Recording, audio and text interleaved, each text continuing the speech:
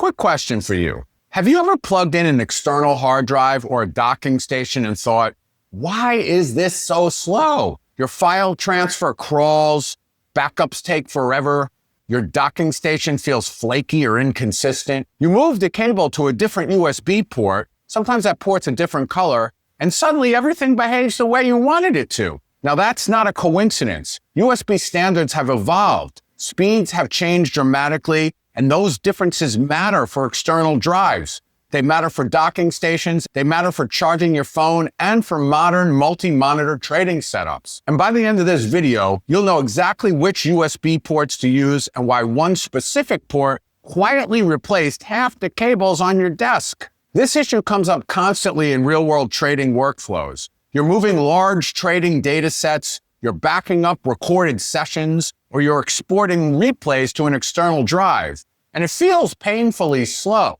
But in most cases, the drive itself isn't the problem. The real limiter is the USB standard behind the port you plugged into. And once you understand that, a lot of these frustrations immediately make sense. Now let's decode the colors of these USB ports because they have meaning. White USB ports are the original standard from 1996. Yes, the dark ages. Speeds topped out at 12 megabits per second, and data can only move in one direction at a time. Transferring trading data through one of these was like drinking a protein shake through a coffee stirrer. If you see white ports on your computer, that computer belongs in a museum, not on a trading desk. Next came the black USB ports, USB 2.0. These became the workhorses for keyboards, mice, webcams, and basic external devices.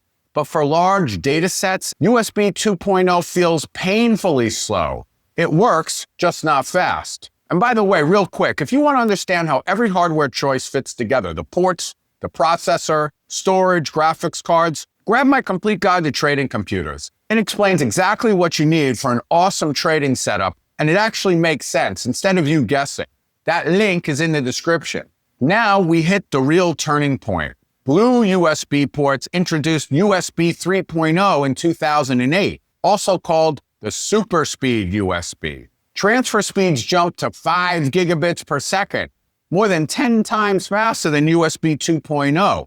But the real upgrade was duplex communication. Data can now move in both directions at the same time, and that matters for fast backups, external SSDs, and active workflows. Then came the teal USB ports. This made high-speed external solid-state drives far more practical, perfect for storing massive historical market data. Red USB ports usually indicate USB 3.1 Gen 2 or USB 3.2, and these handle speeds up to 20 gigabits per second. That's the fastest you'll see on those traditional rectangular USB ports. Many red ports also stay powered when your computer is off, and they're great for charging devices overnight. Yellow USB ports show up most often on laptops, and they usually run USB 3.0 speeds. The key feature here is that they also stay powered when the laptop is shut down, so they let you charge your phone without draining the battery. Now here's where everything changed. The USB-C. USB-C isn't just a smaller connector, it's the point where the USB stopped being just a port and started replacing entire cable ecosystems. This is the real shift. For decades, trading desks were cable chaos. Different plugs for monitors, for drives, for phones, for docking stations. It was a total mess. You needed a different cable for almost everything. In 2014, Apple, Intel, Microsoft, and a few others standardized something called USB-C, and that's what changed the game. USB-C packs 24 pins into that small oval connector, and I know you know the connector. It's fully reversible. There's no wrong way to plug it in. Don't you love that? But the real power is in something called alternate mode.